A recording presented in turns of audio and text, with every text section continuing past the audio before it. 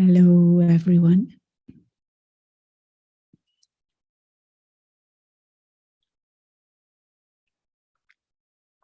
One way to live our lives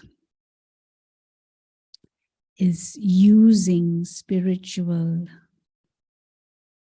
concepts and spiritual images as a guideline for everyday choices and decisions and activities. It is like a very playful way to go about our lives. And one image that is very illustrative for a spiritual way of life is the lotus flower. If we can be like lotus flowers and live our lives like the way a lotus flower lives its life. And this image has many aspects. The lotus flower lives in water and it has its roots in the mud. And then there is a stem, and then there are big leaves, and then there is the flower bud and the flower. And one reason why lotus flowers are so popular all throughout, and there is a certain kind of fascination with lotus flowers, is because usually there is a big contrast between the beauty and the color of the flower and the water and the weed and the dirt and the mud around. And it almost appears as if this lotus flower is untouched by its surrounding, by the smell and the dirt and the weed around. It's such a sharp contrast often. This beautiful lotus flower, and they have them in all kinds of colors and sizes and designs also.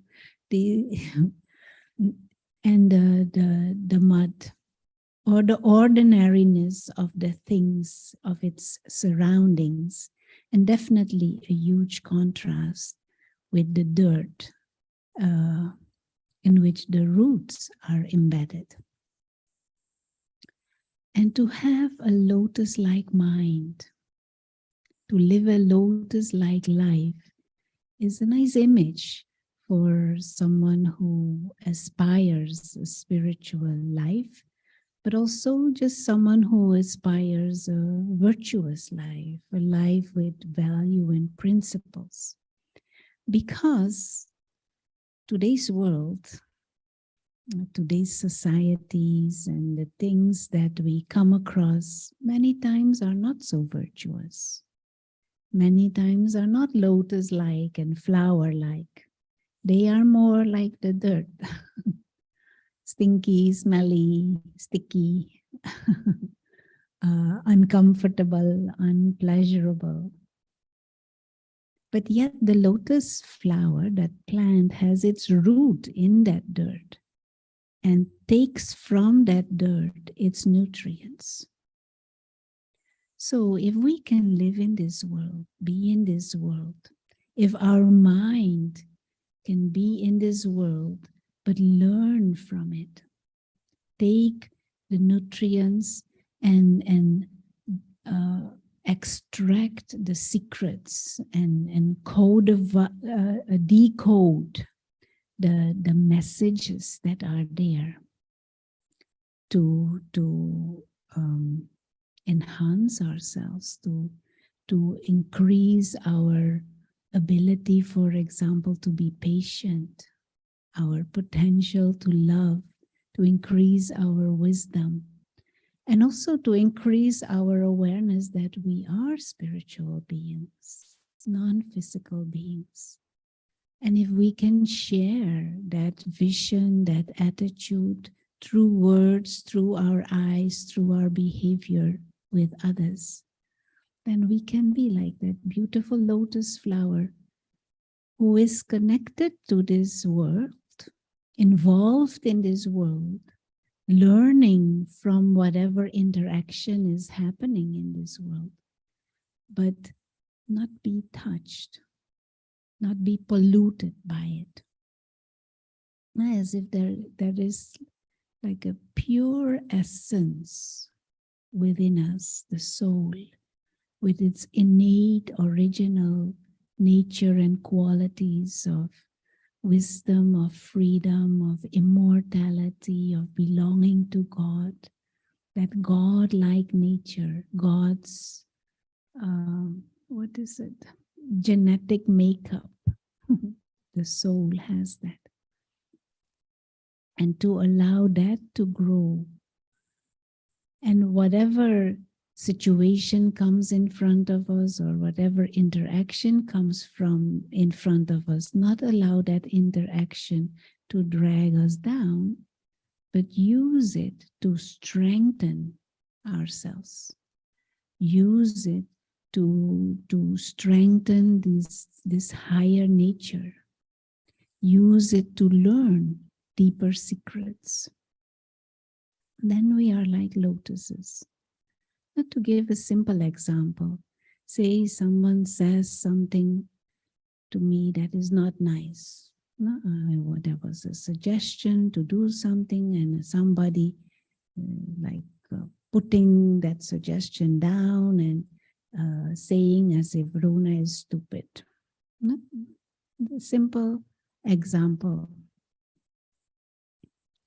Now the principles by which I want to live is the principle of peace and non-violence, the principle of brotherhood, the understanding that this whole physical world is a theater and this is just a play, and the actors are invisible souls, beings of light, and the actors are brothers. Now that situation, somebody saying something nasty about Rona, that situation actually comes like a little test to see how much am I really aware that it is actually a play, that we're just acting out a part, but that behind there is a soul too, my brother, my dear brother, just playing a part. Also, that situation comes like a little examination for me to see how much patient I am. And it comes as an opportunity to check in myself. What is the purity of my intentions? Is there truth in my thinking and my suggestions? Is there honesty? And so when that situation comes, I can also become angry or upset or depressed or disheartened or discouraged. Then I am influenced by the situation in a negative way. The lotus is polluted. But if approaching it from those higher principles and that higher wisdom, to check the self and to see, am I really seeing this as a play? And am I seeing my invisible brother? Then the pure innate nature of the soul is nourished. Everything helps to construct that flowering personality, the lotus flower. Even deeper, the lotus flower generally has its head towards the sun. And so to live a lotus-like life also One is the roots in the mud, learning from the mud, taking the nutrients from the mud, but turning it into a lotus flower. But the mind that is always focused on God, directed towards God, trying to learn from God, trying to grasp God's perspective and wisdom, a lotus-like life. So this is an invitation for you to see if we can all be coming back to that awareness of lotus, involved but free, involved but holding the bigger perspective of the beyond, involved but free, loving the soul and detached, independent, free from the part. So let's take a few moments to practice this. And mind is in the world, but not in bondage to the world. Another image that is also used, the boat in the water is good. But when the water is in the boat, then the boat sinks. So our mind is in this world, but the world is not in our mind.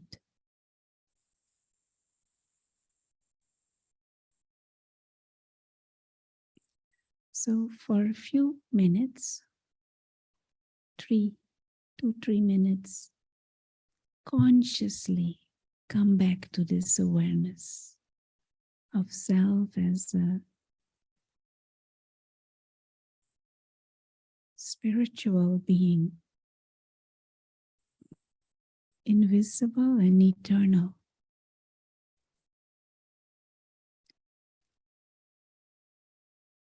A being of peace, eternally secure.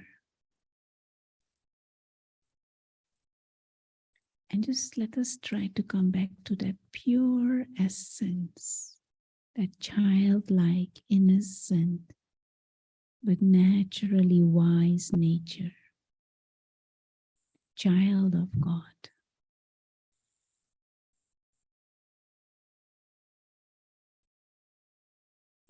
And the soul has become polluted by the influences and by ignorance and by living a life of ignorance.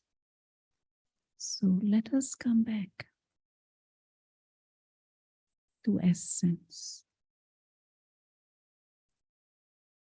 pure, tiny star, being of light.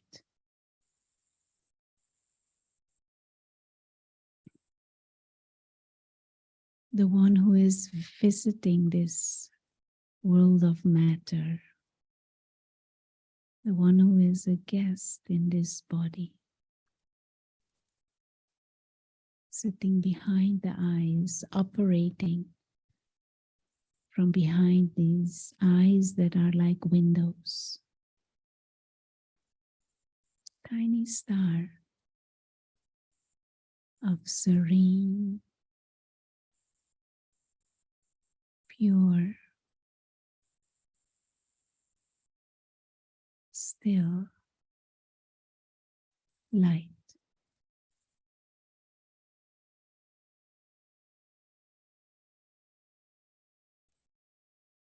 Just drop all the ego and all these attachments and dependencies. Even drop this identity of the body. We are not bodily beings. Body is the vehicle. We are spiritual beings. We are in this world as visitors to share, to express, but the world is not in us.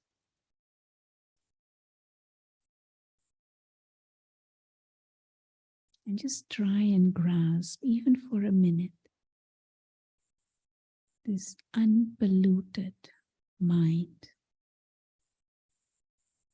that is peaceful, that is loving, that is playful,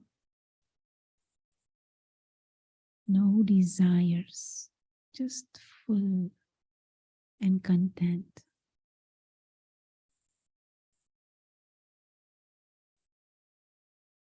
Needing nothing to exist. And from that place of fullness, we approach the play again, we approach the body, we approach interactions, but from that place of fullness and contentment and completeness, we interact untouched by the imperfections and the ignorance and the negativities of the world today. Experiment with being a lotus flower. Enjoy the rest of the day in this pond, being the lotus flower with a mind like a lotus flower. Have a good day.